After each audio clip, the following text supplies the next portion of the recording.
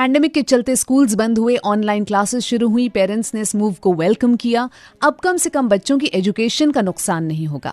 Near future में schools अभी खुलते हुए नजर नहीं आ रहे हैं क्योंकि कोरोना वायरस कब खत्म होगा इसकी कोई डेट नहीं है।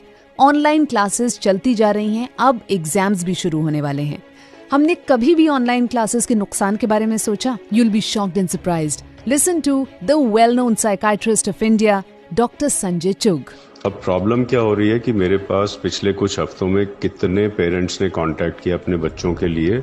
वो कहते हैं कि बच्चों के लिए सारा दिन एक स्क्रीन के साथ बैठे रहना, चाहे वो फोन का स्क्रीन हो, टैबलेट हो, लैपटॉप हो, बच्चे के लिए वो संभव ही नहीं है। मेरी वाइफ आई सर्जन है, वो कहती है इतने बच्चे आते हैं जिनकी एक ही कंप्लेंट है कि उनको सिर में दर्द हो रही है पिछले कुछ हफ्तों से। एज अ साइकाइट्रिस्ट मेरे लिए एक बहुत बड़ी दिक्कत यह है कि किसी बच्चे को छोड़िए, किसी को भी आप एक बिहेवियर बार बार करने को बोलते हैं, इवेंचुअली उसका अंजाम क्या होता है कि वो उसका आदी हो जाता है, वो एडिक्ट हो जाता है। कोई अगर सिगरेट पीनी शुरू करता है, कभी भी जो आदमी सिगरेट पीनी शुरू करता है, ये नहीं कि पहली सिगरेट पी वो एडिक्ट हो गया। वो पहले दिन एक सिगरेट पीता है, फिर 2 पीता है, 3 पीता है। जब वो 6-8 हफ्ते वो पीता रहता है तो एक दिन ऐसा आता है कि वो सिगरेट को छोड़ ही नहीं सकता।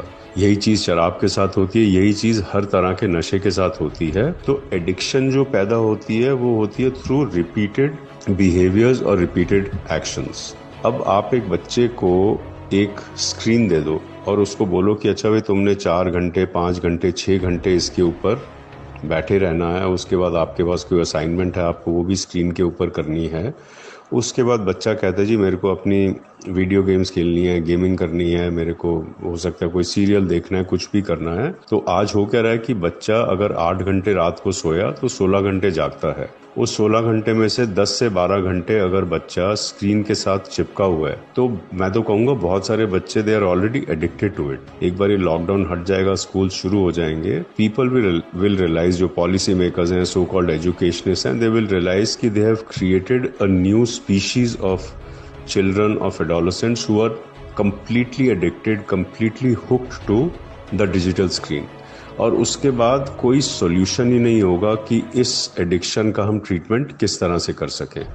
तो अभी भी जैसे बोलते हैं बेटर लेट देन नेवर, अभी भी जो भी कदम उठाए जा सकते हैं, where schools are concern, where colleges are concern, कोई बहुत बड़ी आफत नहीं है कि अगर आप करिकुलम को बहुत ड्रास्टिकली कट डाउन कर दो या आप ये साल को ही जो है एक नल ईयर डिक्लेयर कर दो।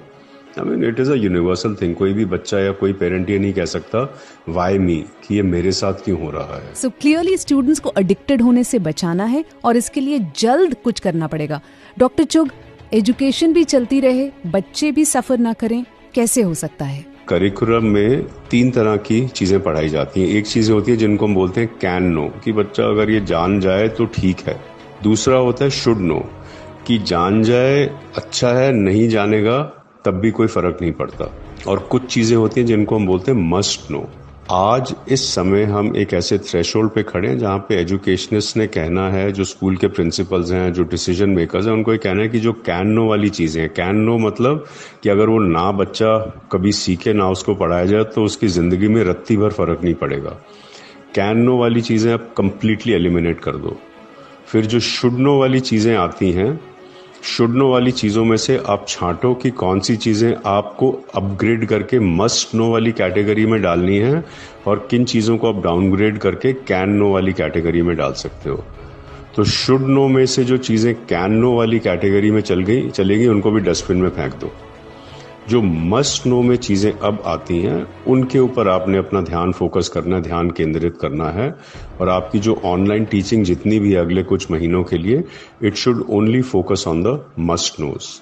जो करिकुलम का जब साइज कम हो जाएगा, the time that the child will need to spend on the screen will definitely become much less and you will end up having healthier children. जब इतना बड़ा खतरा हमारे स्टूडेंट्स के ऊपर मंडरा रहा है तो क्या हमारे स्कूल्स को, हमारी गवर्नमेंट्स को इस बारे में सोचना नहीं चाहिए? वो तब सोचेंगे जब हम ये सवाल उनसे पूछेंगे।